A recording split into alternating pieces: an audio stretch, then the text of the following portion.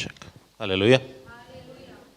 నీరసంగా కాకుండా గట్టిగా చెప్పండి, ఇంకా గట్టిగా చెప్పండి.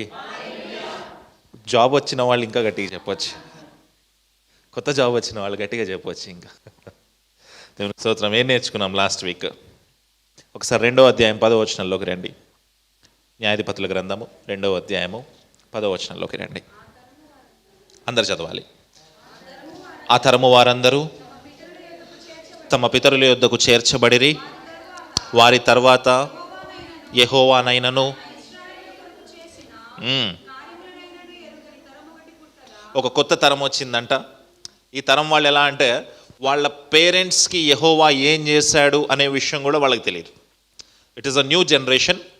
పాత తరంలో వాళ్ళ తల్లిదండ్రులు ఏం మేలులు పొందుకున్నారు, గిల్గాలు ప్రాంతంలో యెహోవా వాళ్ళకి ఏం మేలులు చేశాడు, గిల్గాలు ప్రాంతంలో యెహోవా వాళ్ళకి ఏం నేర్పించాడు, అలాగే ఐగుప్తు దేశము నుంచి ఇజ్రాయేలు దేశము వరకు, వాగ్దాన భూమి వరకు యెహోవా వాళ్ళని నడిపించడానికి ఎంత గొప్ప ప్రణాళిక చేశాడు, వాళ్ళతో ఎలా తోడుగా ఉన్నాడు, ఎన్ని యుద్ధాలు వీళ్ళ పక్షంగా ఆయనే దగ్గరుండి గెలిపించాడు, ఎంతమంది నాయకులను ఏర్పాటు చేశాడు. ఈ విషయాలన్నీ తెలియని తరము ఒకటి వచ్చిందంట. ఈ విషయాలన్నీ తెలియని తరము ఒకటి వచ్చిందంట. ఈ విషయాలన్నీ తెలియని తరము ఎప్పుడైతే వస్తుందో, ఈ తరము వల్ల ఇబ్బంది ఏంటి అంటే, పాత విషయాలు గుర్తుండవు, దేవుడు గుర్తుండడు, డిసిప్లిన్ ఉండదు, వాళ్ళకి తోచిన విధంగా వాళ్ళు చేసుకుంటూ వెళ్ళిపోతారు. అదే అక్కడ జరిగిన విషయం. మీకు ఒక సైకిల్ నేను గుర్తు చేశాను. ఇజ్రాయేల్ ప్రజలు ఏం చేస్తారు? ఎప్పుడు పాపంలో పడిపోతారు. పడిపోయిన వెంటనే ఎవరి వైపు చూస్తారు? దేవుని వైపు చూస్తాడు. దేవుడు ఏం చేస్తాడు? ఒక రిడీమర్ని రేస్ చేస్తాడు.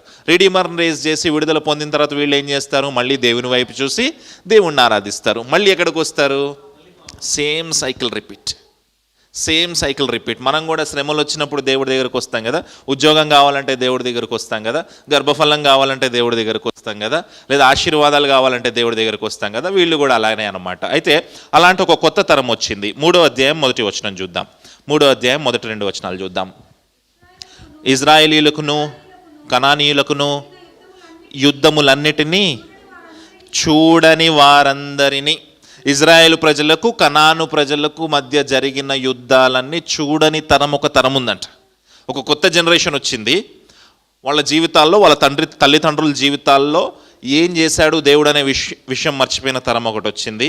అలాగే వాళ్ళ తల్లిదండ్రులు ఎంత చక్కగా యుద్ధం చేశారు, నాయకుని వెంబడి ఉండి, నాయకుడు లేనప్పుడు కూడా ఎంత గొప్పగా యుద్ధం చేశారనే విషయము తెలియని తరం ఒకటి వచ్చింది. బేసిక్గా వీళ్ళకి ఏం తెలియదు. అసలు ఆ వాగ్దాన భూమిలో ఎందుకున్నామో సంగతి కూడా వాళ్ళకి తెలియదు. అంటే చరిత్ర తెలియదు, బేసిక్గా హిస్టరీ వాళ్ళకి తెలియదు. జీరో నాలెడ్జ్లో ఉన్నారు, అసలు ఏమీ తెలియదు. యుద్ధం అంటే ఏంటో కూడా తెలియదు. 2వ వచనం చదవండి ఒకసారి. ఇజ్రాయేలు తరతరముల వారికి అనగా పూర్వము ఆ యుద్ధములను ఏమాత్రము చూడని వారికి యుద్ధము చేయ నేర్పునట్లు యెహోవా ఉండనిచ్చిన జనములు ఇవి. మీకు గుర్తుందా? వాగ్దాన భూమిలోంచి వాళ్ళందరినీ తరిమేమంటే వీళ్ళందరూ ఏం చేశారు? అక్కడక్కడే ఉంచుకున్నారు.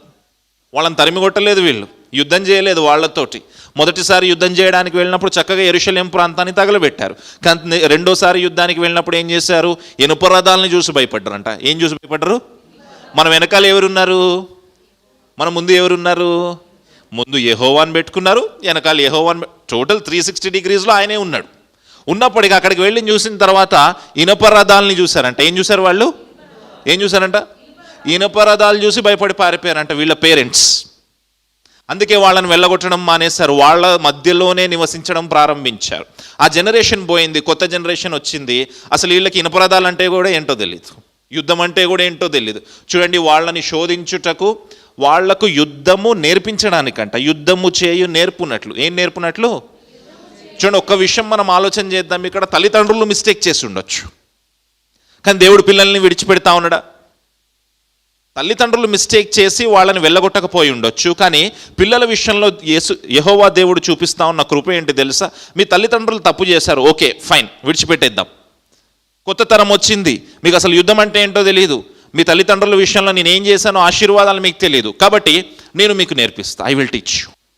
యుద్ధం ఎలా చేయాలో నేర్పిస్తా. ఆలోచన చేయండి, మీ తల్లిదండ్రులు క్రైస్తవులే అయి ఉండొచ్చు, కానీ పేదరికంలో ఉండుండొచ్చు.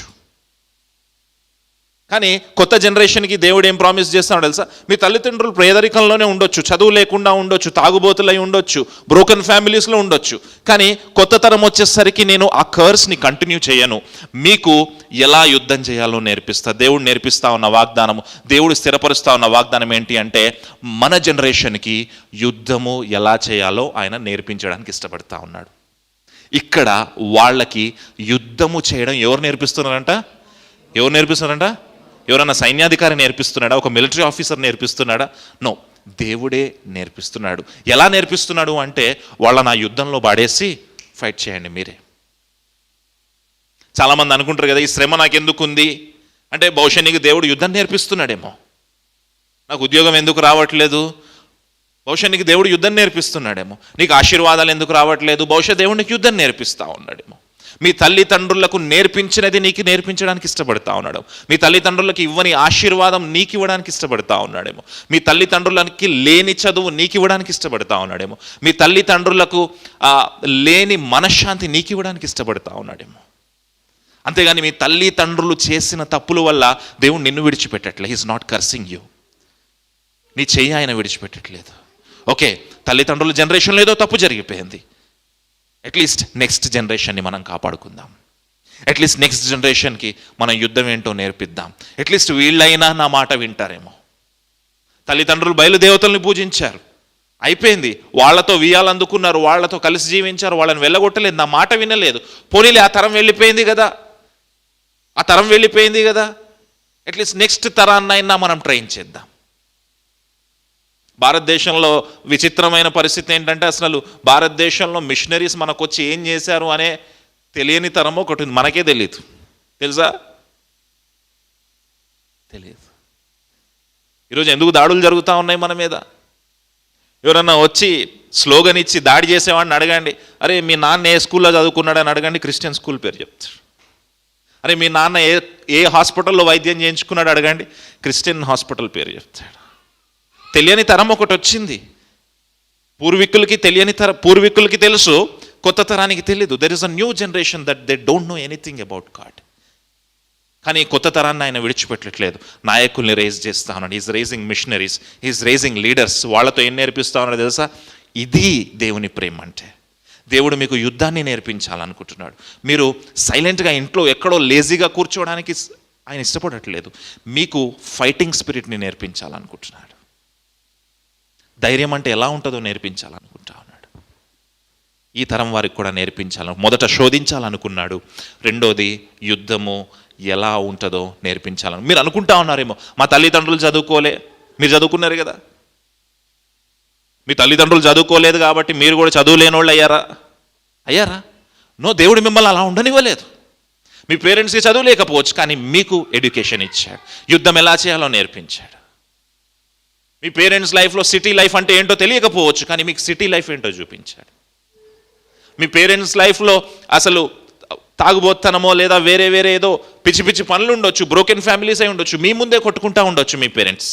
కానీ మీ ఫ్యామిలీస్ ద్వారా దేవుడు కొత్త తరం ద్వారా ఒక మనశ్శాంతిని, ఒక శాంతిని స్థిరపరచాలనుకుంటా ఉన్నాడు. ద ఓన్లీ థింగ్ ఈ జనరేషన్ చేయాల్సిన పని ఏంటి అంటే ఆయనకి లోబడాలి, ఆయన మీద నమ్మకం ఉంచాలి, ఆయన మీద విశ్వాసం ఉంచాలి. ఈజీయా? చాలా ఈజీ. ఆయనకి లోబడాలి అనండి, ఆయనకి లోబడాలి, ఆయన మీద నమ్మకం ఉంచాలి, ఆయన మీద విశ్వాసం ఉంచాలి. మీరేం ₹1,00,000 దేవక్కర్లే, మీరు వచ్చి కానుక సంచిలో ₹1,00,000 వేయక్కర్లే. నో, అది దేవుడు ఎక్స్పెక్ట్ చేయట్లేదు. దహన బలులు తీసుకుని రావక్కర్లే మీరు. నో, నీకు యుద్ధము చేసే సామర్థ్యము ఇవ్వడానికి దేవుడు ఇష్టపడతాడు. యుద్ధం ఎవరు చేస్తారు? అసలు జనరల్గా యుద్ధానికి ఎవరు వెళ్తారు? యుద్ధము తెలిసిన వాడే వెళ్తాడు. నిన్ను యుద్ధ వీరుడుగా దేవుడు చేయడానికి ఇష్టపడతా ఉన్నాడు. నాకేమొద్దు, నేను ఇంట్లో ప్రశాంతంగా కూర్చుంటే కూర్చో, దట్ ఈస్ యువర్ చాయిస్.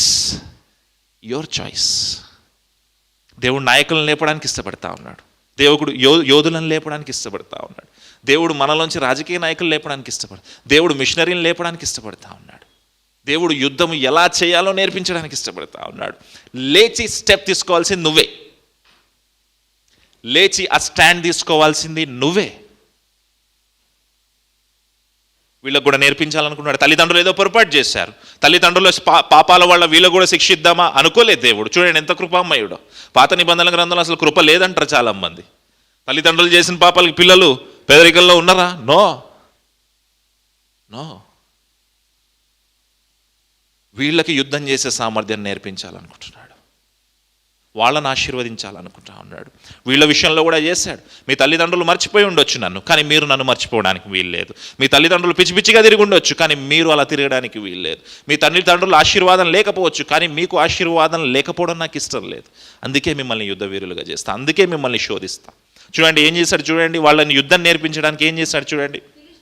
ఫిలిష్తీయుల 5 సర్దారుల జనులను, ఎవరినంట మొత్తం చదవండి, పర్వాలేదు, ఒకసారి ముందుకు వెళ్ళి చదవండి. కనానీయులందరూ, సిదోనీయులందరూ,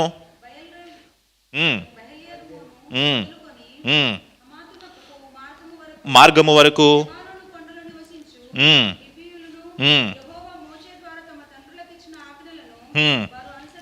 వారు అనుసరింతురో లేదో అని తెలుసుకొనున్నట్లు ఇశ్రాయేలీయులను పరిశోధించుటకై ఆ జనములను శత్రువులని ఆయనే గడి చెప్పాలి. ఎవరు ఉండనిచ్చారు? ఫస్ట్ వాళ్ళ తల్లిదండ్రులకు ఒకటి చెప్పాడు, వాగ్దాన భూమి ఇది, ఈ శత్రువులను వెళ్ళగొట్టండి, వాగ్దాన భూమిని మీరు తీసుకోమని. కానీ తల్లిదండ్రులు ఏం చేశారు? వాళ్ళతో ఉండడం అలవాటు చేసుకున్నారు, వెళ్ళగొట్టలేకపోయారు. ఇనుపరదాలు చూసి భయపడ్డారు, శత్రువుల్ని చూసి భయపడ్డారు. అందుకే కొత్త తరం వారికి ఏం టెస్ట్ పెడతా ఉన్నాడు తెలుసా? నీ జీవితంలో ఈ శోధన ఎందుకు పెడతా ఉన్నాడు తెలుసా? ఏం నేర్పించడానికంట? శోధించడానికి, యుద్ధము నేర్పించడానికి, పరిశోధించడానికి. To test your faith. వీళ్ళు నిలబడతారా నిజంగా? నిన్నెవరో ఒక చెల్లి ఏడుస్తూ ఉంది, ఇంకొక నెల ఉండుండేదా హైదరాబాద్లో, బట్టలు సర్దుకొని పరిగెత్తేదేమో. అన్నా జాబ్ రాలేదు. ఇంకా స్ట్రెచ్ చేస్తున్నాడు దేవుడు, ఇంకా స్ట్రెచ్ చేస్తున్నాడు. ఎందుకంట? పరిశోధించడానికి, యుద్ధము నేర్పించడానికి ఆ శత్రువులు ఉండనిస్తా ఉన్నాడంట. మొదటి శత్రువులు ఎవరు చూడండి? ఫిలిష్తీయుల 5 సర్దారు జనులను. ఎవరంట వాళ్ళు? ఎంతమంది అంట? 5. ఫిలిష్తీయుల్లో 5 పెద్దలు ఉన్నారంట. ఎందుకు ఫిలిష్తీయుల్లో 5 పెద్దలు ఉన్నారు? ఒక మ్యాప్ చూద్దాం చూడండి. అసలు ఈ ఫిలిష్తీయులు ఎవరు? చూడండి, నన్ను చూడండి అందరూ. ఈ ఫిలిష్తీయులు ఎవరే అంటే, ఈ ఫిలిష్తీయులకి సముద్రం అంటే చాలా ఇష్టం. ఫిలిష్తీయులకి సముద్రం అంటే, వాళ్ళు ఎప్పుడు సెటిల్ అయినా సముద్రానికి దగ్గరగా సెటిల్ అయ్యేవారు. ఆ పైన ఫినీషియన్ రీజన్ అని ఉంది చూడండి, తూరు సీదోను పట్టణాలు ఉన్న ప్రాంతం. మొదట అక్కడ స్థిరపడ్డారు వాళ్ళు. అక్కడ స్థిరపడ్డ తర్వాత మెల్లగా కిందకి రావడం స్టార్ట్ చేశారు. కిందకి రావడం స్టార్ట్ చేసిన తర్వాత అక్కడ ఐగుప్తు ఉంది. ఐగుప్తు ప్రాంతం మీదకి యుద్ధానికి వెళ్ళారు ఫిలిష్తీయులు. యుద్ధంలో ఓడిపోయారు. ఓడిపోయిన తర్వాత వెంటనే అక్కడి నుంచి పరిగెత్తుకుంటూ వెనక్కి వచ్చి ఆ ఫిలిష్తియా రీజన్ ఉంది చూడండి రెడ్ కలర్లో, అక్కడ సెటిల్ అయ్యారు. వాళ్ళకి ముఖ్యమైన పట్టణాలు 5. ముఖ్యమైన పట్టణాలు ఎన్ని చెప్పండి? అష్కెలాన్, అష్దోద్, ఎక్రోను, గాత్, గాజా. ఎన్ని పట్టణాలు ఉన్నాయి? గాతు గురించి గుర్తుందా ఎవరికన్నా? గాతు నుంచి ఎవరు వచ్చారు? గాతు నుంచి? గొలియాతు. గాజా పేరు ఇప్పటికీ వింటూ ఉంటాం కదా మనము. అలాగా ఒక 5 ముఖ్యమైన పట్టణాల్లో ఫిలిష్తీయులు సెటిల్ అయ్యారు. ఆ 5 ముఖ్యమైన పట్టణాలకి 5 పెద్దలు. ఎంతమంది పెద్దలు? ఆ 5 పెద్దలకి ఉండనిచ్చాడంట. ఆ 5 పట్టణాలని ఉండనిచ్చాడంట దేవుడు. తర్వాత ఎవరిని ఉండనిచ్చాడు? కనానీయులను, సిదోనీయులను, వీళ్ళందరిని ఉండనిచ్చాడంట. ఎందుకు ఉండనిచ్చాడు? పరిశోధించడానికి, వాళ్ళకి యుద్ధం నేర్పించడానికి, వాళ్ళ విశ్వాసానికి పరీక్ష పెట్టడానికి. చాలామంది మనం ఫైట్ చేస్తూ ఉంటాం కదా, మనం చాలాసార్లు ప్రార్థన చేస్తుంటాం, వీడు కోవిడ్లో చచ్చిపోయి ఉంటే చాలా బాగుండేది అనుకున్న వాళ్ళు ఉన్నరా? అందరు పోయారు కోవిడ్లో, వీడు పోతే బాగుండు అనుకున్నాను, నేను కూడా అనుకున్నా. వీడో ఆమెనో ఎవరో, కానీ ఎందుకు ఉండనిచ్చారు ఆ పలానా వ్యక్తిని? ఎందుకు ఉండనిచ్చాడు? శోధించడానికి, పరీక్షించడానికి, నీకు యుద్ధము నేర్పించడానికి. చాలాసార్లు అనుకుంటాం ఈ పర్సన్ ఒక్కడు లేకపోతే మన లైఫ్లో చాలా హ్యాపీగా ఉంటుంది అనుకుంటాం కదా. కానీ దేవుడు ఎందుకు ఉండనిచ్చాడు? ముళ్ళుగా శోధించడానికి, పరీక్షించడానికి, యుద్ధము నేర్పించడానికి. ఇప్పుడు ఆలోచన చేయండి, మీకు జాబ్ ఎందుకు లేట్ అవుతుంది? మీ మ్యారేజ్ ఎందుకు లేట్ అవుతుంది? మీ ఆశీర్వాదాలు ఎందుకు లేట్ అవుతున్నాయి? పరీక్షించడానికి, శోధించడానికి, యుద్ధము నేర్పించడానికి. యోధులుగా ఆయన మిమ్మల్ని చేయడానికి ఇష్టపడతా ఉన్నాడు. యుద్ధ వీరులుగా ఆయన మిమ్మల్ని చేయడానికి ఇష్టపడతా ఉన్నాడు. చరిత్రలో ఏదో మూల మహేష్ అని రాయడానికి ఆయన ఇష్టపడట్లేదు. మహేష్కి ముందు ఒక టైటిల్ ఇవ్వడానికి ఇష్టపడతా ఉన్నాడు, యుద్ధ వీరుడు మహేష్. హల్లెలూయా. సల్మా పక్కన ఏదో ఒక టైటిల్ పెట్టడానికి ఇష్టపడట్లేదు, యుద్ధ వీరురాలు సల్మా. విచిత్రమైన విషయం, యుద్ధం ఆయనే నేర్పిస్తాడంట. మళ్ళీ he teaches us how to win the battle. నేర్పిస్తా ఉన్నాడు. 5 సర్దారులను ఉంచాడంట అక్కడ. ఫిలిష్తీయులను ఉండనిచ్చాడంట, కనానీయులను ఉండనిచ్చాడంట. 5వ వచనంలోకి వద్దాం ఒకసారి. కాబట్టి ఇశ్రాయేలీలు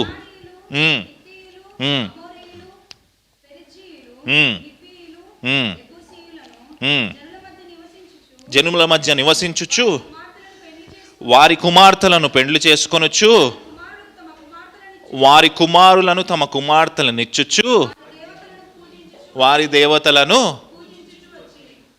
తల్లిదండ్రులు తప్పు చేస్తేనే దేవుడు ఊరుకోలే. కొత్త తరం వారికి ఏమిచ్చాడు? ఒక ఛాన్స్ ఇచ్చాడు. అట్లీస్ట్ మీరైనా మారండి రా నాయనా అని ఒక ఛాన్స్ ఇచ్చాడు. వీళ్ళైనా మారారా? 6వ వచనంలో చూడండి, ఏముంది చూడండి. జనుల మధ్య నివసించుచు వారి కుమార్తెలను పెళ్లి చేసుకొనుచు వారి కుమారులకు తమ కుమార్తెలను ఇచ్చుచు వారి దేవతలను పూజించుచు వచ్చిరి. మొదట ఏం చేశారంటే వాళ్ళల్లో కంఫర్టబుల్గా బ్రతకడం నేర్చుకున్నారంట. ఏం నేర్చుకున్నారు? గడియపండి. కంఫర్టబుల్గా బ్రతకడం నేర్చుకున్నారు. చెప్పండి. తర్వాత ఏం చేసుకున్నారు? పెళ్ళిళ్ళు చేసుకోవడం స్టార్ట్ చేశారు. ఏం చేశారు? గడిగా చెప్పాలి. ఫస్ట్ వన్ ఏంటి? ఎవరితో? అన్యులతో. వాళ్ళకి గుర్తుపట్టలేము, ఇందులో క్రిస్టియన్స్ ఎవరో, ఇందులో వేరే వాళ్ళు ఎవరో గుర్తుపట్టలేమని అట్లా కంఫర్టబుల్గా బ్రతకడం నేర్చుకున్నారు. రెండోది ఇచ్చిపుచ్చుకోవటాలు, పెళ్ళిళ్ళు ఇచ్చిపుచ్చుకోవటాలు చేసుకున్నారు. మూడోది భయంకరమైనది ఏంటి? చివరిది వాళ్ళ దేవతలను పూజించుచూ వచ్చిరి. వాళ్ళ దేవతలను పూజించడం స్టార్ట్ చేశారంట. ఫస్ట్ వాళ్ళకి చెప్పింది ఏంటి? యుద్ధం ఎందుకు నేర్పిస్తా అన్నాడు? శత్రువులు నా భూమిలోంచి తరిమేయండ్రా అని యుద్ధం నేర్పిస్తానంటే వీళ్ళు ఏం చేస్తున్నారంట? వాళ్ళతో కలిసి బ్రతకడం నేర్చుకున్నారు. కో లివింగ్ హాస్టల్స్ ఉంటాయి. ఏముంటాయి? కలిసి బ్రతకడం నేర్చుకున్నారు.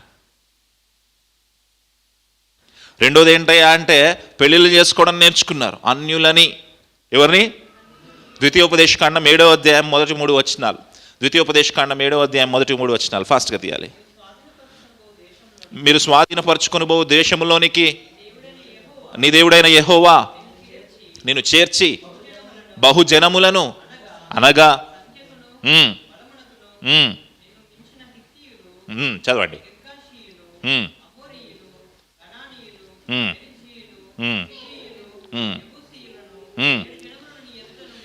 వెళ్ళగొట్టిన తరువాత నీకు అప్పగించినప్పుడు నీవు వారిని హతము చేయవలెను. ఏం చెప్పాడు? వాళ్ళని హతం చేయాలి, వాళ్ళని నిర్మూలన చేయాలి. తర్వాత చూడండి, వారితో నిబంధన చేసుకోకూడదు, వారిని కరుణింపకూడదు, నీవు వారితో వియ్యమందకూడదు, కుమార్తెని ఇయ్యకూడదు. చెప్పాడా దేవుడు పెళ్లి చేసుకోవద్దని? సరే, పాత తరం వాళ్ళు ఏదో తప్పు పని చేశారు, కొత్త తరం వాళ్ళకు ఒక కొత్త ఛాన్స్ ఇచ్చాడు. A new chance to the new generation. At least మీరైనా మారండ్రా, మీరైనా బాగుపడండ్రా. చెప్పింది ఏంటి? నాకు లోబడండి, నా యందు విశ్వాసం ఉంచండి, నా యందు నమ్మిక ఉంచండి. ఇంతే మీరు చేయాల్సింది. మిగతా యుద్ధం నేను జరిపిస్తా, వాళ్ళని నేను తరిమేస్తా ఇక్కడి నుంచి. కానీ వీళ్ళు ఏం చేశారు? కోలివింగ్, కంఫర్టబుల్గా బ్రతకడం మొదలుపెట్టారు వాళ్ళతోటి. రెండోది ఏం చేశారు? ఇచ్చిపుచ్చుకోవడాలు స్టార్ట్ చేశారు. పెళ్ళిళ్ళల్లో ఇచ్చిపుచ్చుకోవడాలు స్టార్ట్ చేశారు. చాలామంది ఏం చెప్తా ఉంటారు తెలుసా? వస్తారు, కౌన్సిలింగ్ అంటారు. అన్న ఎవరు అమ్మాయినో ప్రేమించాను, అబ్బాయినో ప్రేమించాను, ఇదే ఉంటుంది స్టోరీ. ఓకే, వెరీ గుడ్, సరేనా, పెళ్లి చేద్దాం, బాగానే ఉంటుంది. అప్పుడు వస్తుంది మెల్లగా ఒక ఇంటర్వెల్ బ్యాగ్ అనమాట. అన్న అమ్మాయి క్రిస్టియన్ కాదు, అన్న అబ్బాయి క్రిస్టియన్ కాదు. అప్పుడు మెల్లగా వస్తుంది స్టోరీ.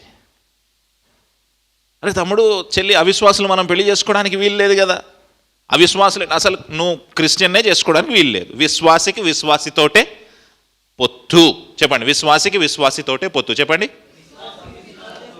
అతను క్రిస్టియన్ అయినా, పుట్టుక క్రిస్టియన్ అయినా, అవిశ్వాసి అయితే చేసుకోవడానికి వీలు లేదు. వస్తారు, చెప్తారు ఇట్లా స్టోరీ. అప్పుడు ఏం చేయాలా? మరి నేనేం చేయాలి? అప్పుడు నేనేం చేయలేను కదా. I cannot do anything.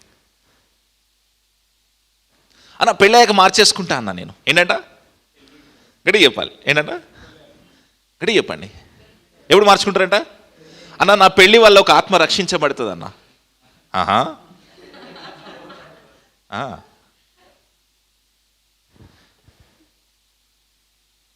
పెళ్లి వల్ల ఒక ఆత్మ రక్షించబడుతుందంట.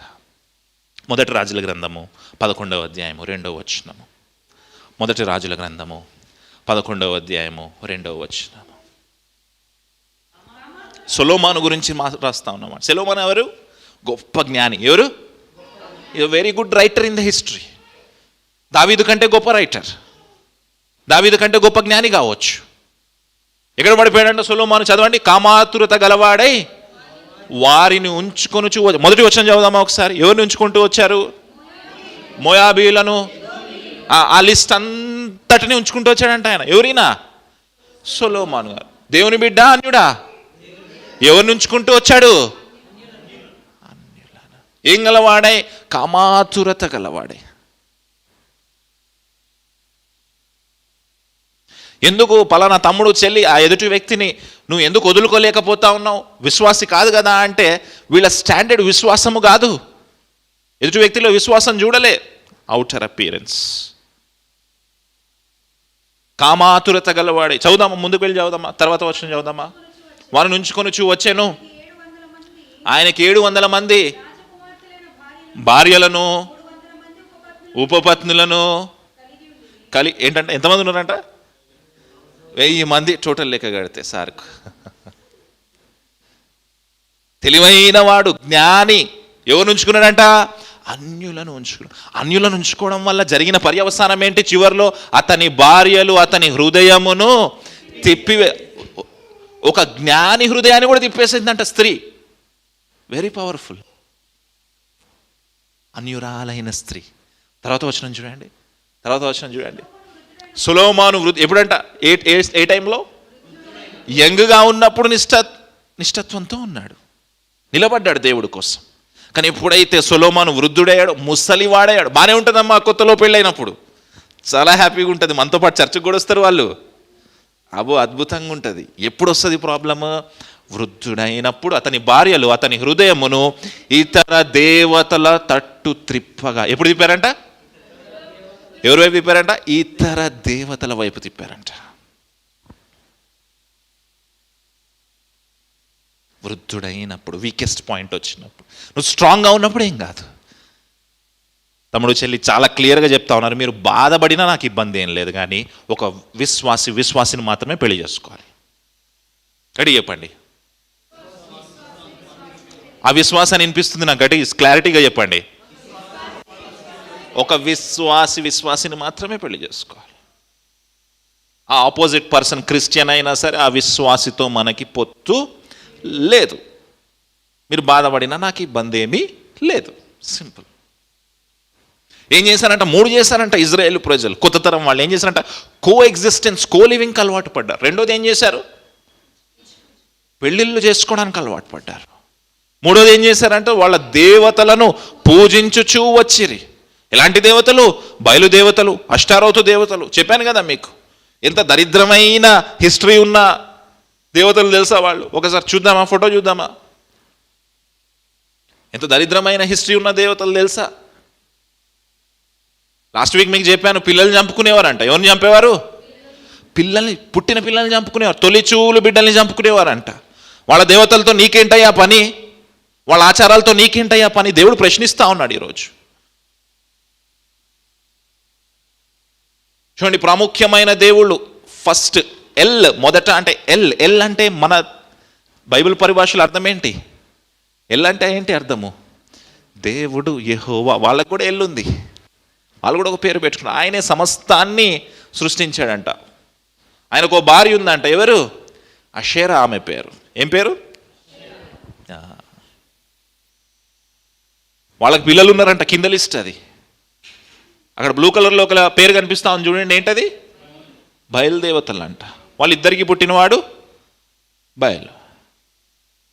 ఈ బయలుదేవుడు ఏం చేశాడంట, ఒకవేళ కరువు వస్తే వర్షాలు రావటం కోసం, మంచి పంటలు పండడం కోసము బయలు ఆ పక్కనున్న, ఆ పైన చూడండి, పైన లిస్ట్ చూడండి, అషేరాతో సెక్స్ చేసేవాడంట. అంటే కొడుకు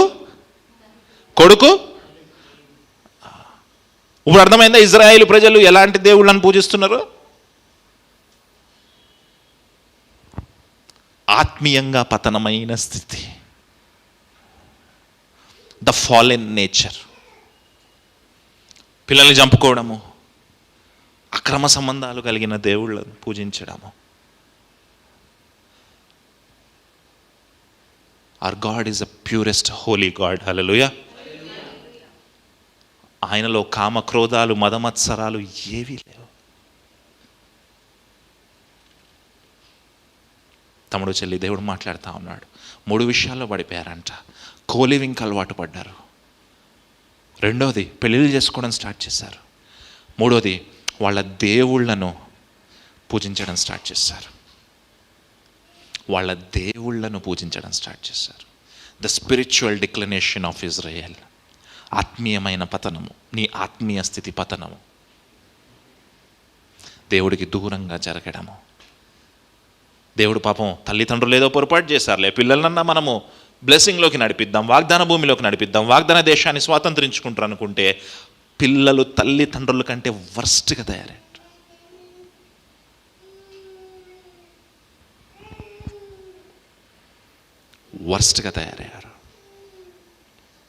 ఏం జరిగిందో చూద్దాం, ముందుకు వెళ్దాం. అట్లా ఇశ్రాయేలీయులు యెహోవా సన్నిధికి దోషులై మరచి దేవతలను, దేవతా స్తంభములను పూజించారు. యెహోవా సన్నిధిలో వాళ్ళు దోషులయ్యారంట. వాళ్ళను శోధించి పరీక్షించి యుద్ధం నేర్పించాలనుకున్నాడు దేవుడు. వాళ్ళు ఏం చేశారు? కానీ స్పిరిచువల్ డిక్లనేషన్, ఆత్మీయమైన పతన స్థితి. నీకు శోధనలు ఎప్పుడు వస్తాయో తెలుసా? టెంప్టేషన్స్ ఎప్పుడు వస్తాయో తెలుసా? నువ్వు శ్రమ గుండా వెళ్తున్నప్పుడు శోధన వస్తుంది. శ్రమ అనుభవిస్తూ ఉన్నప్పుడు, పరీక్షాకాలం అనుభవిస్తూ ఉన్నప్పుడు కరెక్ట్గా శోధన వస్తుంది. అప్పుడే మనకు చాలా ఆఫర్స్ వస్తాయి. ఆఫర్ తీసుకుంటే లైఫ్ సెట్ అనుకుంటాం. ఇజ్రాయెల్ ప్రజలకు కూడా వచ్చింది. కానీ వాళ్ళు దేవుని వైపు తిరగడం మానేసి అటు తిరిగారు, దోషులయ్యారు. బయలుదేవతలను మీకు బయలుదేవతలు కావాలా, దేవుడు కావాలంటే మాకు దేవుడు వద్దు. ఎవరు ఈ దేవుడు? మాకు తెలియదు ఈ దేవుడు ఎవరు. ఆయన అంటారు, అరే నేనే కదరా మీకు యుద్ధం నేర్పించింది. No, I don't know who are you. అరే నేనే కదరా మీ తల్లిదండ్రులను అక్కడి నుంచి తీసుకొని వచ్చింది, ఐగుప్తు దేశంలోంచి. I don't know who are you. అసలు ఈ వాగ్దాన భూమిలో మీరు ఉన్నారంటే అది నా వల్లే కదా. God, I don't know who are you అంటా ఉన్నారు. అలాంటి జనరేషన్ వచ్చింది. అందుకే మనల్ని, పిల్లల్ని మనము టీచింగ్లో పెంచాల్సిన అవసరం, అనుభవాలతో పెంచాల్సిన అవసరం. మన తర్వాత జనరేషన్స్లో ఎంత గడ్డు కాలం ఉంటుందో తెలియదు, ఎలాంటి విశ్వాస పరీక్షలు ఉంటాయో మనకి తెలియదు. మనమే పడిపోతే మన పిల్లల సంగతి ఆలోచించండి. Let us be the good example for our children. మన నెక్స్ట్ జనరేషన్కి మంచి ఎగ్జాంపుల్గా మనం నిలబడదాం. ముందుకు వెళ్ళి చదువుదాం. అందును గూర్చి యెహోవా కోపము ఇజ్రాయేలీల మీద మండగా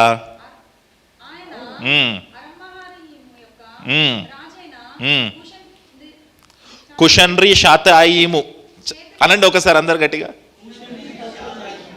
నాకు పలకడానికి కూడా గట్టిగానే అనిపించింది అది. మళ్ళీ అనండి ఒకసారి, మళ్ళీ అనండి. యెహోవా కోపము వారి మీద మండగా కుషన్రి షాతాయిము అనే రాజుకు అప్పచెప్పాడంట. చేతులకు దాసులగుటకై వారిని అమ్మివేసాను. ఇజ్రాయేలీలు 8 సంవత్సరములు కుషన్రిమి షాతాయినకు ఎన్ని సంవత్సరాలు ఏం చేస్తున్నారు? 8 సంవత్సరాలు వీళ్ళు అక్కడ ఏం చేశారు? దాసులుగా ఉన్నారు. ఎలా ఉన్నారు? ఇంగ్లీష్లో ఏమన్నా ఉందా? ఈ కుషన్రీ శాతాయేము అసలు ఏ ప్రాంతం వాడు ఏమైనా ఉందా ఇంగ్లీష్లో? ఎవరైనా చూసి చెప్తారా? ఇంగ్లీష్ బైబిల్లో ఏమైనా ఉందా? చూసి చెప్పండి ఒకసారి. ఎక్కడంట? మెసొపొతేమియాకి రాజు అంట ఈయన పేరు. వెరైటీగా ఉంది కదా ఆయన పేరు. కుష్ అందాం మనం సరిగ్గా పలాడు. కుష్ అనండి గట్టిగానండి. దేనికి రాజు? ఏ ప్రాంతానికి రాజు? మెసొపొతేమియా ప్రాంతానికి రాజు ఈ కుష్ అనే వ్యక్తి. ఈ రాజు చేతికి అప్పగించాడంట యెహోవా వాళ్ళని, ఇజ్రాయేలు ప్రజల్ని. ఎన్ని సంవత్సరాలు? 8 సంవత్సరాలు. ఏ దేశానికి రాజు? ఏ దేశానికి రాజు? మళ్ళీ చెప్పండి, ఏ దేశానికి రాజు? ఏమన్నా గుర్తొస్తుందా మెసొపొతేమియా అంటే? ఏమన్నా గుర్తొస్తుందా మెసొపొతేమియా అంటే? ఒక ప్రాముఖ్యమైన వ్యక్తి వచ్చాడు మెసొపొతేమియా నుంచి. ఎవరు? పాస్టర్ అన్న ఇక్కడే ఉన్నాడు, ఆయన పేరు కూడా అదే. ఎవరు వచ్చారు అక్కడి నుంచి? ఎవరు వచ్చారు అక్కడి నుంచి? అబ్రహాము వచ్చాడు. స్టెఫెను చెప్పిన ప్రసంగం ఒకసారి విందాం. అపోస్తుల కార్యములు 7వ అధ్యాయం 2వ వచనం. అపోస్తుల కార్యములు 7వ అధ్యాయం 2వ వచనం. మొదటి వచనం నుంచి చదవండి, పర్వాలేదు. అపోస్తుల కార్యములు 7వ అధ్యాయము మొదటి 2 వచనాలు చదువుదాం. చూడండి.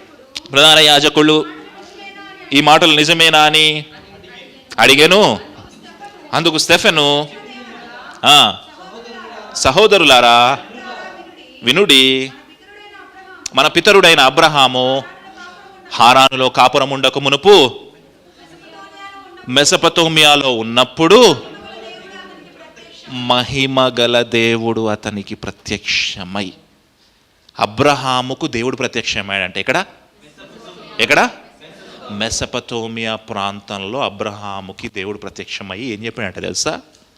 జనములకు నిన్ను తండ్రిగా చేస్తా, నిన్ను గొప్పవాడిగా చేస్తా, నీకు ఆశీర్వాదం ఇస్తా. ఏ ప్రాంతంలో చెప్పాడు దేవుడు? ఏ ప్రాంతంలో చెప్పాడు దేవుడు? ఇప్పుడు ఏ ప్రాంత రాజు దగ్గరికి వీళ్ళు దాసులుగా పోయారు? Spiritual declination.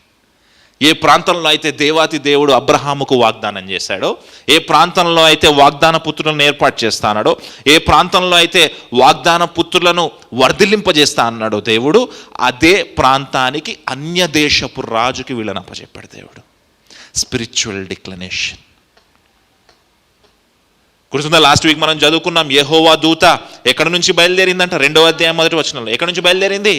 గిల్గాలు నుంచి బయలుదేరిందంట. ఎందుకు బయలుదేరింది? ఆ గిల్గాలు అనే ప్రాంతంలోనే వాళ్ళకి వాగ్దానం ఇచ్చాడు దేవుడు. ఎండ్యూరెన్స్ నేర్పించాడు, సహించడం నేర్పించాడు. సున్నతి జరిగింది అక్కడే మొదటిసారి. అక్కడ నుంచి యెహోవా దూత వెళ్ళిపోయిందంట. ప్రాంతముల ద్వారా మాట్లాడడానికి ఇష్టపడతా ఉన్నాడు దేవుడు.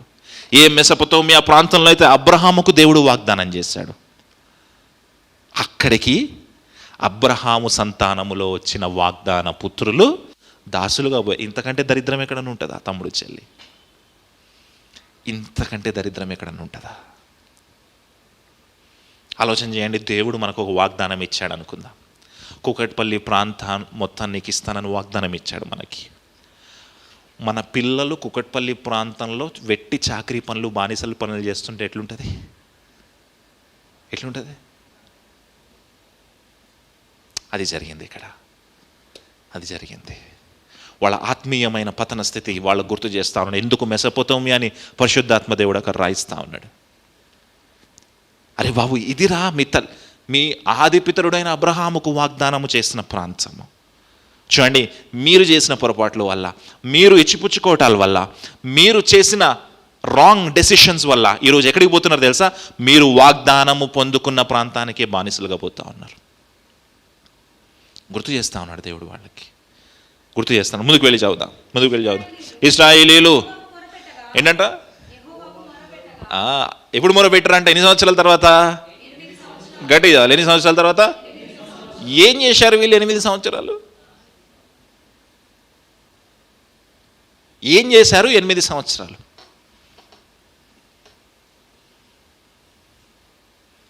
ఎయిట్ ఇయర్స్ కంఫర్టబుల్గా బ్రతికేయడం మొదలుపెట్టారు. అందులోనే స్లేవరీని కూడా చాలా సంతోషంగా యాక్సెప్ట్ చేశారు.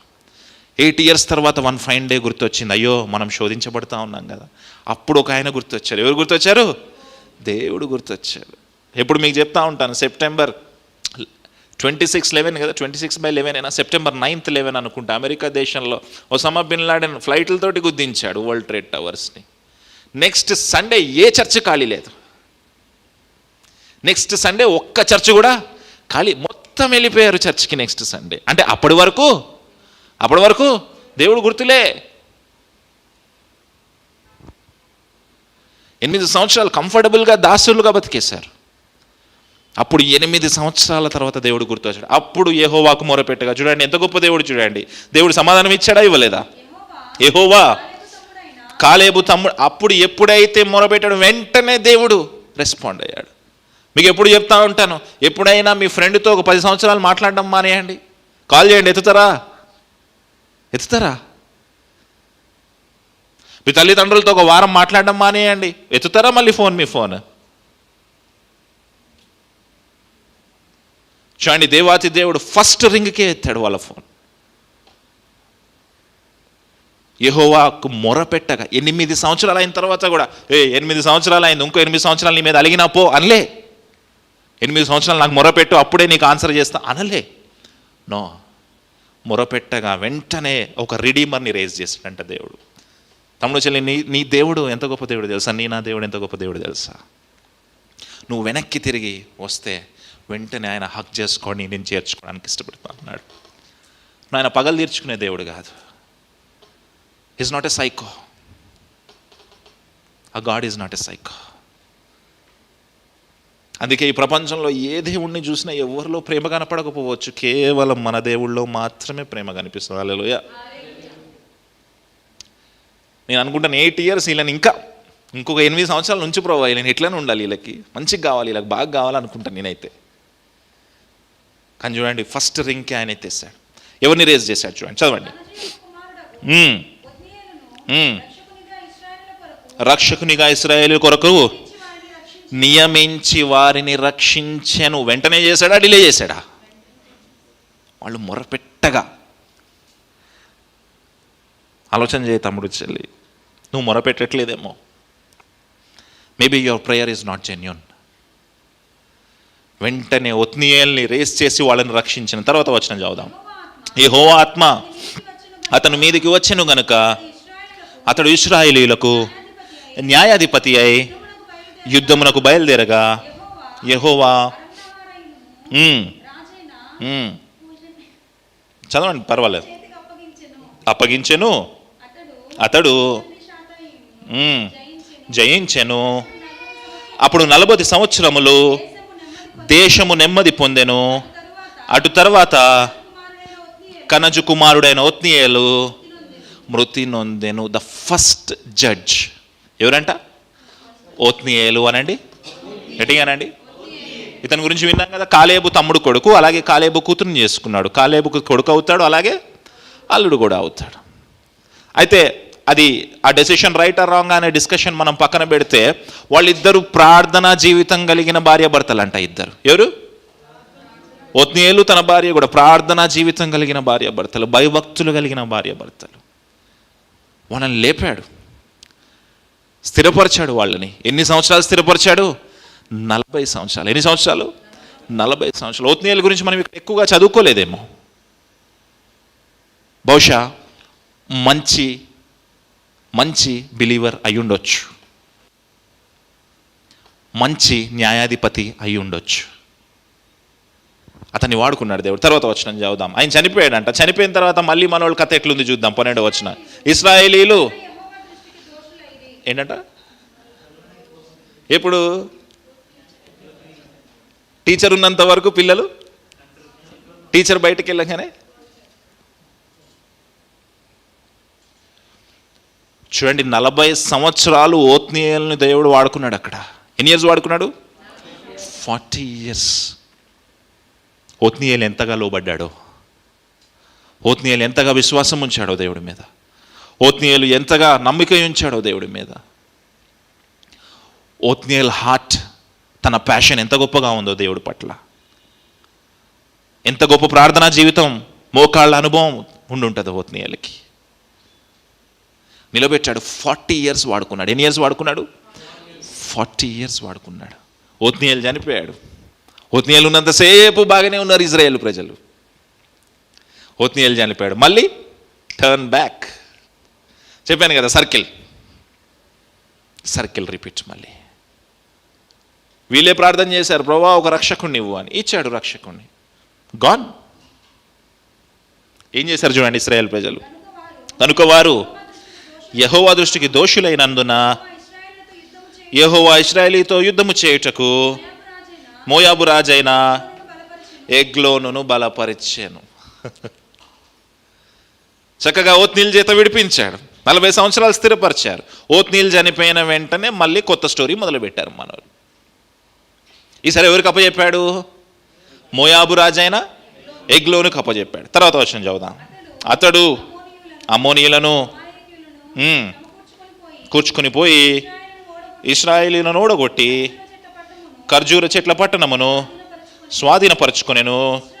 ఇశ్రాయేలీలు 18 సంవత్సరములు మోయాబు రాజునకు. Very good. ఫస్ట్ ట్రిప్లో ఎన్ని సంవత్సరాలు? 8 years. సెకండ్ ట్రిప్లో ఎన్ని సంవత్సరాలు? ఫస్ట్ ట్రిప్లో విడిపించినప్పుడు ఓత్నీల్ ద్వారా ఎన్ని సంవత్సరాలు స్థిరపరిచాడు? 40 years, 40 సంవత్సరాలు. మళ్ళీ దోషులు అయిపోయారంట. ఖర్జూర పట్టణాలతో సహా, ఖర్జూరపు చెట్టు పట్టణాలతో సహా స్వాధీనపరుచుకున్నాడంట రాజు, ఎగ్లోను రాజు. ఖర్జూరపు చెట్లు పట్టణం అంటే ఎరుకో పట్టణం. ఏం పట్టణము? దాన్ని ఎక్కువగా ఖర్జూర చెట్లు ఉంటాయి అక్కడ, అందుకే ఖర్జూర చెట్ల పట్టణం అంటారు. ఎరుకో ప్రాంతాన్ని కూడా స్వాధీనపరుచుకున్నాడంట. ఎన్ని సంవత్సరాలు ఉన్నారంట అక్కడ? 18 సంవత్సరాలు. ఏం చేశారు? 18 సంవత్సరాలు? దేవుడి వైపు చూసారా?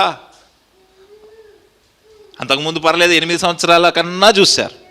సెకండ్ ట్రిప్లో ఇంకా గ్యాప్ పెరిగిపోయింది దేవుడికి.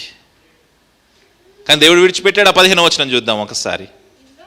ఇశ్రాయేలీలు యెహోవాకు మొరపెట్టగా బెన్యామీయుడైన గెరా కుమారుడగు ఏహూదును రక్షకుని వారి కొరకు యెహోవా నియమించెను. సెకండ్ జడ్జ్ వస్తున్నాడు ఇక్కడికి. ఏహూదు అతని పేరు. ఏం పేరు? గట్టిగా చెప్పాలి. ఏం పేరు? మొదటిసారి ఎన్ని సంవత్సరాలు బానిసత్వంలో ఉన్నారు? ఎవరిని రేస్ చేశాడు దేవుడు? ఓత్నీయేలు విడిపించిన తర్వాత ఎన్ని సంవత్సరాలు మంచిగా ఉన్నారు వీళ్ళు, మళ్ళీ వెంటనే పడిపోయారు. ఈసారి ఎవరి చేతికి అప్పచెప్పాడు? మోయాబు రాజైన ఎగ్లోనుకు అప్పచెప్పాడు. ఎన్ని సంవత్సరాలు ఉన్నారు అక్కడ? 18 years తర్వాత మొరపెట్టారంట. మళ్ళీ 18 years తర్వాత కాల్ వెళ్ళింది దేవుడికి. ప్రభువా మమ్మల్ని రక్షించని ఏడ్చారు. దేవుడు విడిచిపెట్టలే వాళ్ళని, కృప చూపించాడు, దయ చూపించాడు వాళ్ళ పట్ల. ఎవరిని రేస్ చేశాడు ఈసారి? ఏహూదును రేస్ చేశాడు. ఏ గోత్రంలోంచి వచ్చాడు ఏహూదు? బెన్యామీను గోత్రంలోంచి వచ్చాడు. ఏహూదు గురించి ఒక ఇంట్రెస్టింగ్ అప్డేట్ ఉంది చూడండి అక్కడ. ఎవరు? ఏంటంట? గడి ఏంటంట? ఎడమ చేత వాటము గలవాడు. Left handed person. ఎందుకు ఆ మాటను రాయిపిస్తా ఉన్నాడు? అందులో ప్రత్యేకత ఏముంది? ఏ గోత్రం వాడు? ఏహూదు. బెన్యామీను గోత్రం వాడు.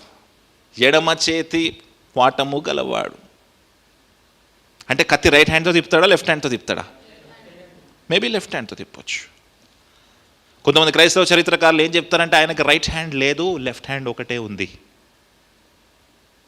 కొంతమంది ఉంది కానీ లెఫ్ట్ హ్యాండే ఎక్కువ యూజ్ చేస్తాడు. ఎడమ చేతి వాటము కలవాడు. జనరల్గా మన ఫ్రెండ్స్లో ఎవరైనా ఎడమ చేతి వాటం ఉంటే అరే తొంటి చేతోడు రా అని ఏడిపిస్తాం కదా, మనం తక్కువ చేసి చూస్తాం కదా. చూడండి దేవుడు ఎవరిని రేస్ చేస్తున్నాడు? That left handed person. ఇంకో విచిత్రమైన విషయం ఏంటి తెలుసా? మొదటి దినవృత్తాంతముల గ్రంథము 12వ అధ్యాయం మొదటి 2 వచనాలు చదువుదామా? మొదటి దినవృత్తాంతములు 12వ అధ్యాయము మొదటి 2 వచనాలు చదవండి. ఒక్క నిమిషం ఆగా, తీసారా అందరూ? చదవండి. దావీదు సౌలునకు భయపడి దాగి ఉండగా సౌలు బంధువులకు బెన్యామీయులలో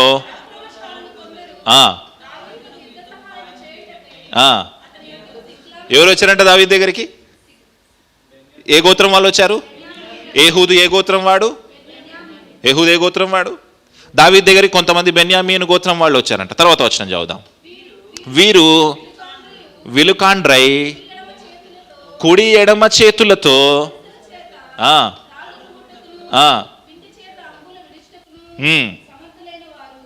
ఏంటంట వాళ్ళు? ఏ చేతులతో వేస్తారు వాళ్ళు? రైట్ హ్యాండ్తో వేయగలరు లేదా? ఏ గోత్రం వాళ్ళు వీళ్ళు? ఇప్పుడు ఏహూదు ఏ గోత్రం నుంచి వచ్చాడు? Left handed person he's. Right హ్యాండ్తో కూడా వేయగలరు, లెఫ్ట్ హ్యాండ్తో. ఒక వ్యక్తి ఒక హ్యాండ్ తోటే స్ట్రాంగర్ హ్యాండ్ ఉంటుంది, మనకి ఒక హ్యాండే స్ట్రాంగ్ హ్యాండ్ ఉంటుంది, రెండు ఉండవు. చూడండి, రైట్ హ్యాండ్తో కూడా బాణం వేయగలరు, లెఫ్ట్ హ్యాండ్తో కూడా బాణం వేయగలరు. కానీ విచిత్రమైన ఇంకో విషయం చెప్పనా మీకు. ఆదికాండము 35వ అధ్యాయము 18వ వచనము. ఆదికాండము 35వ అధ్యాయం 18వ వచనం. విచిత్రమైన విషయం ఉంటుంది చూడండి ఇక్కడ. ఆదికాండం 38వ అధ్యాయం 18వ వచనం. ఏంటది? ఆమె మృతి పొందెను, ప్రాణము పోవుచుండగా ఆమె, అతని పేరు బెనోని అనెను, అతని తండ్రి అతనికి బెన్యామీను అని పేరు పెట్టెను. యాకోబు పేరు పెట్టాడంట. రాహేలమ్మ గారి తల్లిగారు చనిపోతా ఉన్నప్పుడు బెనోని అని పేరు పెట్టిందంట. కానీ యాకోబు అన్నాడంట, బెనోని అనే పేరు వద్దు, బెన్యామీను. ఏ గోత్రం వాళ్ళు వీళ్ళు? ఏ గోత్రం వాళ్ళు వీళ్ళు? ఒకసారి కిందకెళ్ళి బెన్యామీను అనే మాటకు అర్థం ఏమని చూడండి. ఏం పుత్రుడు?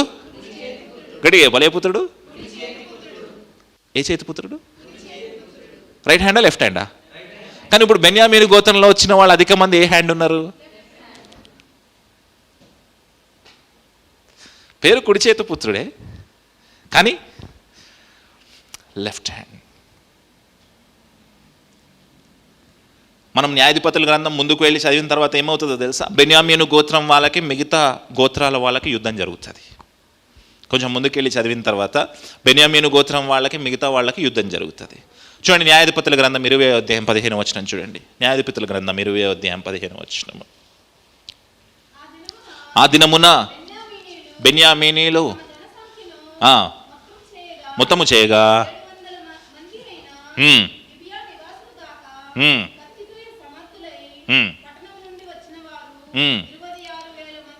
ఐరి ఆ సమస్త జనములలో ఏర్పరచబడిన 700 మంది ఏ చేతి వాటము గలవారు? ఆ గోత్రంలో ఏదో ఉంది లెఫ్ట్ హ్యాండ్ స్పెషలైజేషన్. కానీ వాళ్ళ పేరుకి అర్థం ఏంటి?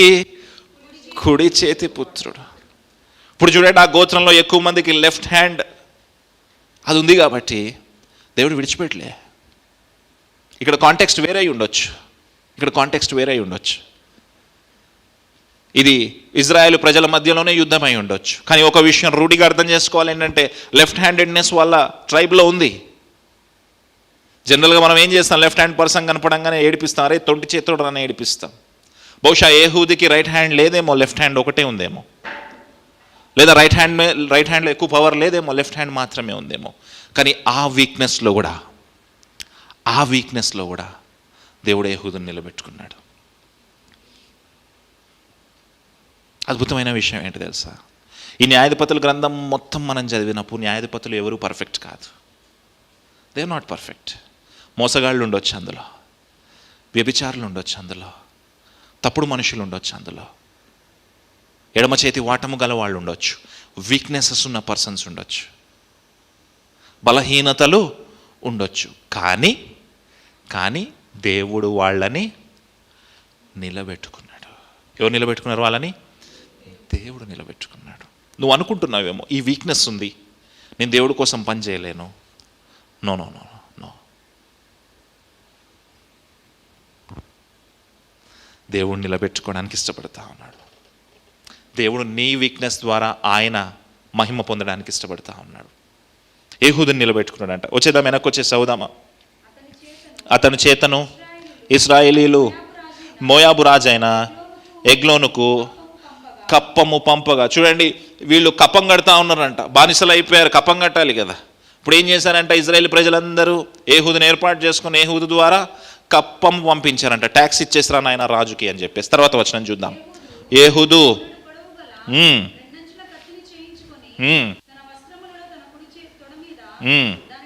ఎక్కడ కట్టుకున్నాడంట? ఏ తై మీద కట్టుకున్నాడు? ఆయనది ఏ చేతి వాటమైనది? ఎక్కడ కట్టుకున్నాడు కత్తి? ఇటు చూడండి అందరు. ఒకవేళ రైట్ హ్యాండ్ వాళ్ళు ఎక్కడ కట్టుకుంటారు? ఇక్కడ కట్టుకోలేరు, ఆపోజిట్లోనే కట్టుకుంటాం. ఎందుకంటే కత్తి ఇలా తీయడం కష్టం.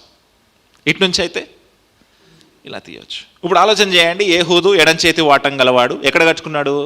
ఇప్పుడు రాజు దగ్గరికి వెళ్ళేసరికి ఒక ప్రోటోకాల్ చెక్ ఉంటుంది కదా, చెకింగ్ చేస్తారు కదా అందరు. మనకి ఎయిర్పోర్ట్లో కూడా చెకింగ్ చేస్తారు. జనరల్గా ఆ రోజుల్లో అందరూ రైట్ హ్యాండెడ్ పర్సన్స్ ఎక్కువ ఉండేవారు. ఓకే, అప్పుడు ఏం చేస్తారు? కత్తి ఎక్కడ చెక్ చేస్తారు? రైట్ హ్యాండ్ పర్సన్కి. ఏహూదుని ఎక్కడ చెక్ చేసి ఉంటారు? చెక్ చేసి ఏమనుకున్నారు? కత్తి లేదు. కానీ ఏహూదు కత్తి ఎక్కడ పెట్టుకున్నాడు? ఇక్కడ. చూసారా ఏహూదు వీక్నెస్ని ఎట్లా వాడుకున్నాడో దేవుడు? ఇక్కడ పెట్టుకున్నాడు. తర్వాత వచనం చదువుదాం. దాన్ని కట్టుకొని తెచ్చను. ఆ ఎగ్లోను బహుస్థూల, బాగా లా ఉంటాడంట. ఎగ్లోను ఓబెస్ పర్సన్. ఆ రాజు బాగా లా ఉంటాడు. తెచ్చాను. తర్వాత ఇచ్చిన తర్వాత వెళ్ళనంపి తిరిగి వచ్చి రాజా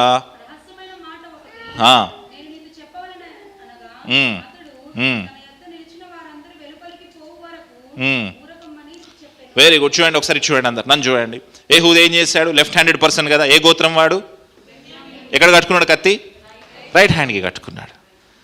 దొరకకుండా వెళ్ళిపోయాడు లోపలికి. రాజు కపం ఇచ్చేసాడు. కపం ఇచ్చేసిన తర్వాత అందరూ వెనక్కి తిరిగి వెళ్ళిపోతా ఉన్నారు.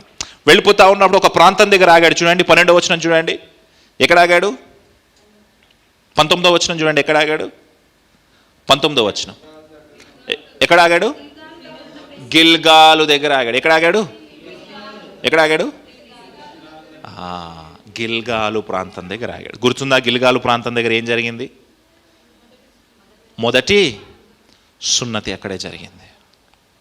మొదటి పస్కా పండుగ అక్కడే జరిగింది. 12 గోత్రాల వాళ్ళని 12 రాళ్ళు తీసుకొని వచ్చి అక్కడ ఏర్పాటు చేయమన్నాడు దేవుడు. వెళ్తున్నాడు, రిటర్న్ వెళ్ళిపోతా ఉన్నాడు. గిల్గాల్ వైపు చూశాడు. అరే, ఇది మా గిల్గాలు కదా. అక్కడ ఈ రాజు, ఎగ్లోను రాజు, అన్య దేవతామూర్తులను పెట్టాడంట. ఏం పెట్టాడంట? ఏం పెట్టాడు అక్కడ? ఇది చూశాడు ఈయన. చూస్తే ఏం గుర్తు తెచ్చుకున్నాడు తెలుసా? ఏం గుర్తు తెచ్చుకున్నాడు తెలుసా? మా పితరులకు వాగ్దానం చేశావు కదా, ఈ ప్రాంతంలోనే మా పితరులతో నువ్వు తోడుగా ఉన్నావు కదా ప్రభువా, ఈ ప్రాంతం ఎట్లా అయిపోయింది చూడు. ఇప్పుడు బాధ వచ్చిందేమో, బహుశా బాధపడ్డాడేమో. పాత వాగ్దానాన్ని గుర్తు. కానీ ఈ 18 సంవత్సరాలు ఇజ్రాయేల్ ప్రజల్లో ఒక్కడికి కూడా బాధ రాలేదు. చూడండి, ఒక్కడికి కూడా బాధ రాలే. లండన్ ప్రాంతాన్ని చూస్తూ ఉంటాను నేను. చర్చిలన్నీ ఖాళీ అయిపోతున్నాయంట. ఒక్క క్రైస్తవుడికి బాధ రావట్లేదు ఏంటో. లండన్ ప్రాంతం విడిచిపెట్టి హైదరాబాద్ వచ్చి మరీ పరిచర్య చేస్తున్నారు కొంతమంది. దేవుడు నేను లండన్ ఎందుకు పంపించాడు? ఎందుకు పంపించాడు లండన్? అక్కడ నువ్వు నా పని చేస్తావని.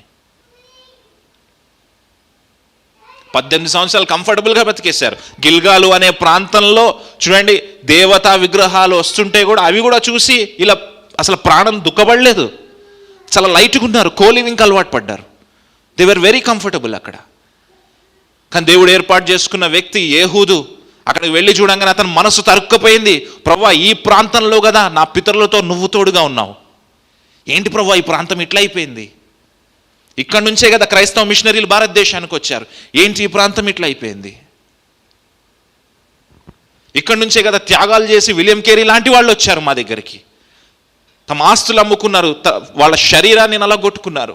ఈ ప్రాంతం ఏంటి ప్రభువా ఇట్లా అయిపోయింది? ఎవ్వరికి బాధ రాలే. ఒక్కడికి కడుపు మండింది. ఒక్కడికి కడుపు మండింది. అక్కడికి వెళ్ళాడు, చూశాడు, ఆ దేవతా విగ్రహాలు చూశాడు. అరే, ఇది నా దేవుడు ఉండాల్సిన స్థలము. గుర్తుందా? యెహోవా దూత గిల్గాలు నుంచి బయలుదేరి, అరే ఇది నా దేవుడు ఉండాల్సిన స్థలము, ఇక్కడ దేవుడు నాకు వాగ్దానం ఇచ్చిన స్థలము, ఇక్కడ నేను పస్కా పండుగ ఆచరించిన స్థలము, ఇక్కడ మా పితరులు సున్నతి చేయబడి దేవుని వైపు సంతోషంగా ఎదురు చూసిన స్థలం ఇది. ఆ స్థలంలో ఇవాళ ఏంటి ఈ విగ్రహాలు వచ్చేసాయి? కడుపు మండింది, బాధ కలిగింది. మీరు వెళ్ళండి, నేను వెనక్కి వెళ్తా అన్నాడు.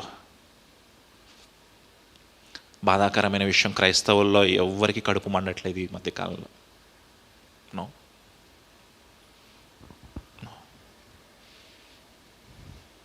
ఎవ్వరికి కడుపు మండట్లేదు. కంఫర్టబుల్గా బ్రతికేయడం స్టార్ట్ చేశారు అందరు. Very comfortable life. కానీ దేవుడు ఒక వ్యక్తిని ఏర్పాటు చేసిన, ఆ వ్యక్తికి కడుపు మండింది. వెనక్కి వెళ్ళాడు. వెళ్ళి రాజుతో ఏం చెప్పాడు తెలుసా? నీకు ఒక సీక్రెట్ చెప్పాలి అన్నాడు. రాజు ఏమన్నాడు తెలుసా? వీళ్ళందరినీ నేను పంపించేస్తాను, అప్పటి వరకు సైలెంట్గా ఉండు. 20వ వచనం చదువుదాం. ఏహూదు అతని దగ్గరికి వచ్చినప్పుడు అతడు ఒక్కడే ఒక చల్లని మేడగది ఉండంట, అక్కడికి తీసుకొని వెళ్ళాడంట రాజు. అక్కడ ఏం జరిగింది చూద్దాం.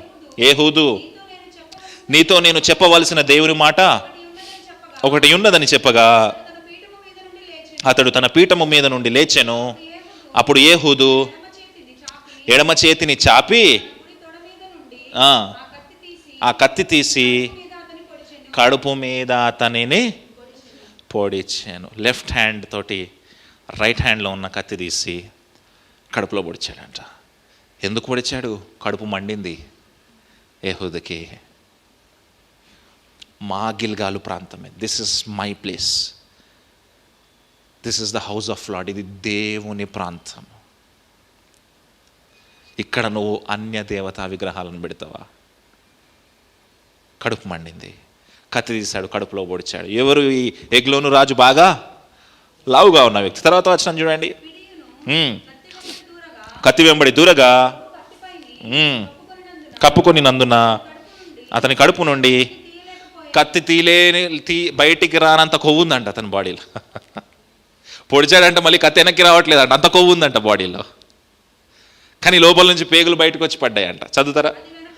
అది వెనక నుండి ఇక్కడ నుంచి బయటకు వచ్చిందంట కత్తి, కానీ బయటికి రావట్లేదంట. స్థూలకాయుడు. ఎందుకు లావైతాం మనం?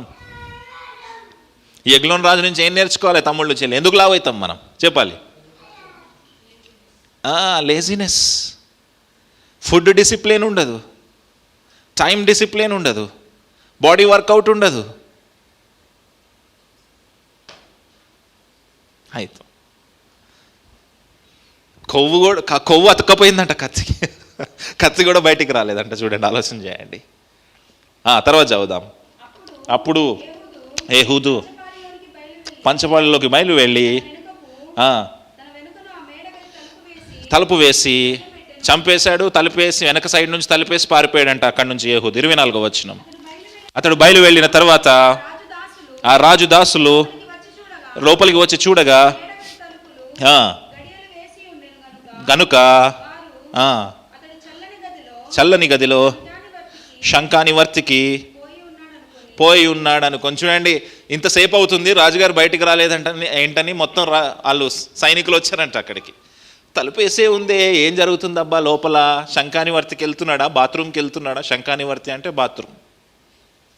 బాత్రూమ్కి ఏమన్నా వెళ్తా ఉన్నాడా? ఎందుకు వచ్చిందో వాళ్ళకి ఆ డౌట్. ఏం జరుగుతుందబ్బా లోపల అనుకున్నా. వాష్రూమ్కి వెళ్తా ఉన్నాడా? 25వ వచనం. సిగువింతలు పడు వరకు కనిపెట్టినను తీయకపోగా తెచ్చి చూచినప్పుడు వెయిట్ చేశారంట కాసేపు, సిగ్గుపడతా ఉన్నారంట, ఎప్పుడు తీద్దామా తలుపు. సర్లే ఈయన ఎంతకీ బయటికి రావట్లేదని, ఏదో జరిగిందని మొత్తానికి తాళం తీసి చూడంగానే యజమాని చనిపోయి ఉన్నాడంట. వాళ్ళు కూడా ఎక్స్పెక్ట్ చేస్తుంటారు, వీడిని చెక్ చేసే మనం లోపల పంపించామే, ఎక్కడ తప్పు జరిగిందబ్బా? ఎక్కడ తప్పు జరిగింది? ఎక్కడ చెక్ చేశారు వాళ్ళు? ఇక్కడ చెక్ చేశారు. కానీ దేవుడు అతని ప్రణాళికను ఎక్కడ సిద్ధపరిచాడు? ఇక్కడ. మనం అనుకుంటాం ఆశీర్వాదం అక్కడి నుంచి వస్తుంది, అక్కడి నుంచి రాదు తమ్ముళ్ళు చెల్లెళ్ళు, ఇంకో చోటి నుంచి వస్తుంది. హల్లెలూయా. ముందుకు వెళ్ళి చదువుతాం. తడువు చేయుచుండగా పెసిలీమును దాటి షెయిరాకు పారిపోయాను. అతడు వచ్చి ఎఫ్రాయిమీల కొండలో బూర ఊదగా ఇశ్రాయేలీయులు మన్య ప్రదేశము నుండి దిగి అతని యొద్దకు వచ్చిరి. త్వరగా రండి, మోయాబీయులను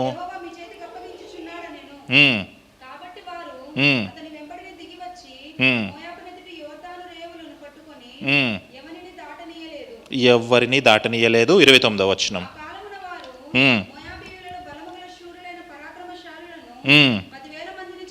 చంపిరి, తప్పించుకొనలేదు.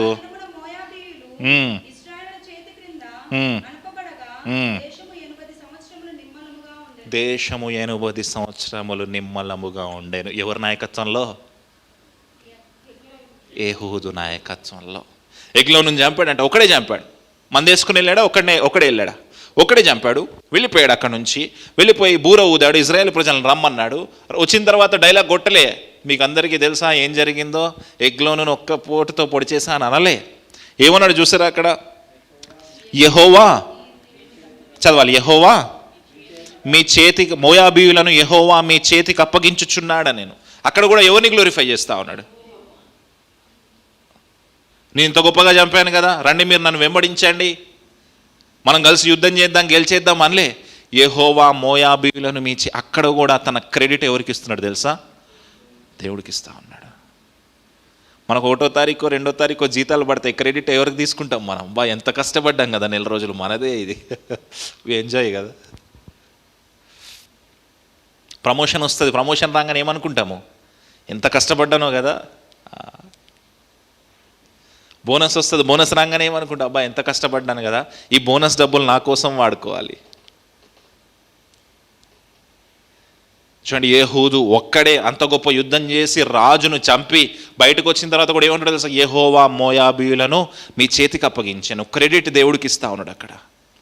యెహూదు ఉన్నంత కాలము 70 సంవత్సరాలు నిమ్మలంగా ఉన్నారంట వాళ్ళు. ఎన్ని సంవత్సరాలు? 80 సంవత్సరాలు, సారీ, 80 ఇయర్స్ నిమ్మలంగా ఉన్నారంట. ఫస్ట్ ఓత్నీలు రెజీమ్లో ఎన్ని సంవత్సరాలు ఉన్నారు? 40 ఇయర్స్. ఇప్పుడు ఏహూదు లైఫ్లో 80 ఇయర్స్. తర్వాత ఏం జరిగింది చూద్దాం. అతని తర్వాత అనాతు కుమారుడైన షమ్గరు న్యాయాధిపతిగా ఉండెను. అతడు ఫిలిష్తీయులలో 600 మందిని మునుకోల కర్రతో హతము చేసెను. అతడును ఇశ్రాయేలులను, థర్డ్ జడ్జ్ వస్తున్నాడు. ఏం పేరు ఆయన పేరు? షమ్గర్. ఏం చేశాడంట షమ్గరు? 600 మంది ఫిలిష్తీయులను దేంతో చంపాడంట? మునుకోలు కర్ర అంటే ఆక్స్ గోడ్ అంటాం, అంటే బర్రెలను తోలడానికి ఒక కర్ర ఉంటుంది చూడండి. ఆ కర్రతో మనిషి చేస్తాడా? దానికి ఒక షార్ప్ పాయింట్ ఉంటుంది చివర్లో, ఇట్లా ఆవుల్ని తోలే వాళ్ళు గుచ్చుతూ ఉంటారు దాన్ని సరిగ్గా వెళ్ళడానికి. ఆ కర్రతో ఎంతమందిని చంపాడంట? అంటే ఇమీడియట్గా చంపాడో లేదో మనకు తెలియదు, తన లైఫ్ టైం మొత్తంలో చంపాడో లేదో మనకు తెలియదు. అసలు ఇతని చేతిలో మునుకోలు కర్ర ఉందంటే ఇతను ఏమై ఉంటాడు? ఎగ్జాక్ట్లీ ఫార్మర్ అయి ఉంటాడు. మునుకోలు కర్ర ఎవరి చేతిలో ఉంటుంది? ఆవులు ఉన్నవాళ్ళు. ఆవులు ఎవరికి ఉంటాయి? ఫార్మర్స్కి ఉంటాయి, రైతులకు ఉంటాయి. ఇప్పుడు న్యాయాధిపతిగా ఎవరయ్యారు? రైతు. దేవుడు ఎవరిని ఏర్పాటు చేసుకున్నాడు? దేవుడు రైతుని ఏర్పాటు చేసుకున్నాడు. దేవుడు మొదటి వ్యక్తి ఎవరు? ఓత్నీయేలు, ప్రార్థనా జీవితం కలిగిన ఓత్నీయేలు. రెండో వ్యక్తి ఎవరు? ఏహూదుకి ఏముంది? ఎడమ చేతి వాటం ఉంది. మూడో వ్యక్తి ఎవరు? షమ్గరు ఏ పని చేస్తూ ఉంటాడు? వ్యవసాయం చేస్తూ ఉంటాడు. వేరువేరు వ్యక్తులు, వేరువేరు ప్రాంతాలు. వీళ్ళెవరూ పెద్ద యుద్ధవీరులు కాదు. ఒక్కొక్క వ్యక్తి 100 మందిని 200 మందిని చంపిన ట్రాక్ రికార్డ్ లేదు వీళ్ళకి.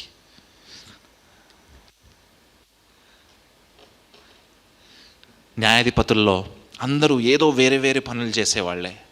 పడిపోయిన వ్యక్తులు ఉన్నారు, వ్యభిచారులు ఉన్నారు, వేషధారులు ఉన్నారు. కానీ దేవుడు వాళ్ళని నిలబెట్టాడు. ఒక రైతుని నిలబెట్టాడు దేవుడు న్యాయాధిపతిగా. ఒక రైతుని నిలబెట్టాడు. Is a farmer. వెళ్ళి రైతుని గట్టిగా బెదిరించండి, ఏడ్ చేస్తారు రైతులు. అమాయకంగా ఉంటారు మన రైతులు.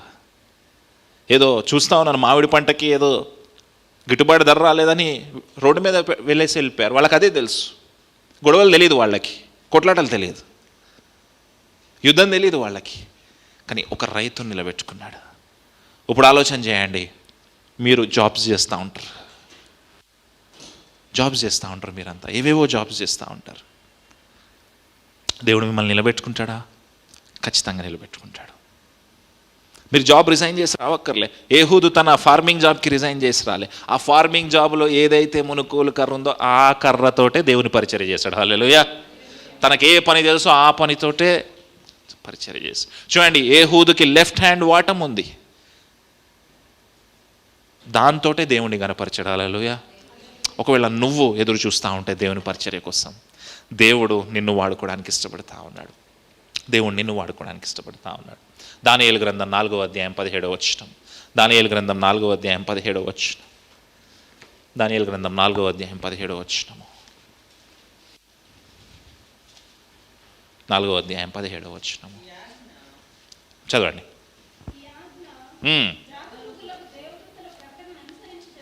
జరుగును,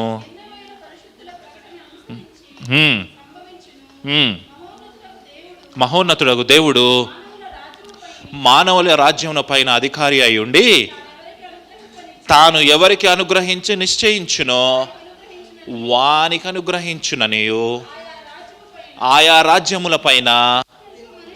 ఎలాంటి మనుషులు అంట వీరు? ఎలాంటి మనుషులు? సొసైటీలో పెద్ద మనుషులా, చిన్న మనుషులా? డబ్బున్న వాళ్ళ, పేదవాళ్ళ? అత్యల్పమైన మనుషులను ఆయన ఎవరిని నియమించుకోవడానికి ఇష్టపడతా ఉన్నాడు? ఆయన అత్యల్పమైన మనుషులని నియమించుకోవడానికి ఇష్టపడతా ఉన్నాడు.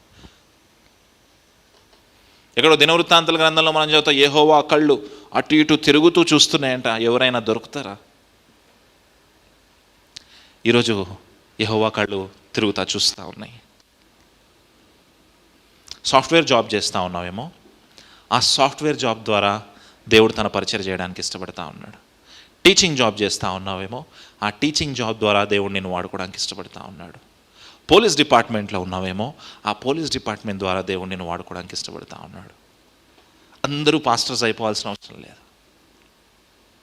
చూడండి, షమ్గోరు తన మునుకోలు కర్రతోటి ఎంతమందిని చంపాడంట? 600 మందిని చంపాడు. బహుశా ఇక్కడ మన కౌంట్ లెక్క పెట్టలేకపోవచ్చు, మీరు చేసిన పరిచర్య కౌంట్. మీరు ఎంతమందిని చర్చకు తీసుకొచ్చారు, ఇక్కడ కౌంట్ లేకపోయి ఉండొచ్చు. మీ కౌంట్ అంతా పాస్టర్ గారి ఖాతాలోకి వెళ్ళిపోతుందేమో, కానీ ఆ లెక్క అక్కడ స్థిరంగా ఉంది. అయితే ఈరోజు ప్రశ్న, ఈ ముగ్గురు వ్యక్తుల్లో వేరు విషయాలను చూసాం మనం. ఒక వ్యక్తి రైతు, ఒక వ్యక్తి ఎడమ చేతి వాటం గల, ఒక వ్యక్తి ప్రార్థనా జీవితం గలవాడే. కానీ ఈ ముగ్గురిని కూడా దేవుడు ఏర్పాటు చేసుకున్నాడు. తమ్ముడు, చెల్లి, దేవుడు నిన్ను ఏర్పాటు చేసుకోలేడా? దేవుడు నీతో పని చేసుకోలేడా? అలాగా దేవుడు మనల్ని ఏర్పాటు చేసుకొనును గాక. దేవుడి వాక్యాన్ని దీవించును గాక. ఆమేన్. లేచి నిలబడదామా, ప్రార్థన చేద్దామా? లేచి నిలబడదాం, ప్రార్థన చేద్దాం. పరిశుద్ధుడా, మహోన్నతుడా, మహాగణుడా, నీకు వేలాది స్తుతులు స్తోత్రాలు చెల్లిస్తామున్నామయ్యా. నాయన, ఈ సాయంకాల సమయంలో నాయన వాక్యము ద్వారా మాతో మాట్లాడిన విధానానికై వందనాలు. నాయన, న్యాయాధిపతులను మీరు ఏర్పాటు చేసుకున్న విధానానికై వందనాలు. నాయన, మీరు ఒక రైతును వాడుకున్నారు, ఒక ఎడమ చేతి వాటము గల వ్యక్తిని మీరు వాడుకున్నారు. ఇంకా ముందుకు వెళ్ళి చూసినప్పుడు ఒక వ్యభిచారిని, స్త్రీ విషయంలో పడిపోయిన వ్యక్తిని కూడా మీరు నిలవబెట్టుకున్నారు తండ్రి. తన ద్వారా మీ పని జరిగించుకున్నారు తండ్రి. వారికి ఒక ఛాన్స్ ఇచ్చారు, పశ్చాత్తాపడడానికి ఒక మంచి అవకాశాన్ని మీరు వారికి ఇచ్చారు. ప్రభావ, మేము మనుషులుగా పడిపోయి ఉండొచ్చు, కానీ తండ్రి మేము లేచి తిరిగి నీ వైపే చూస్తూ ఉన్నాం తండ్రి. నాయనా, నీ చిత్తమైతే, మీ ప్రణాళిక అయితే మమ్మల్ని ఇంకా మరింత బలముగా మీరు వాడుకోండి. నాయనా, మాలో మీ శక్తిని నింపండి, బలమును నింపండి. మా నోటిలో మీ వాక్యమును బాగుగా ఉంచండి తండ్రి. నాయనా, తద్వారా సంఘములోనికి అనేకమైన ఆత్మలను మేము రప్పించుదుముగాక తండ్రి. అట్టి కృపాధన్యత మాకు దయచేయమని నజరుడైన యేసుక్రీస్తు నామములో అడుగుచూ వేడుకుంటున్నాం తండ్రి.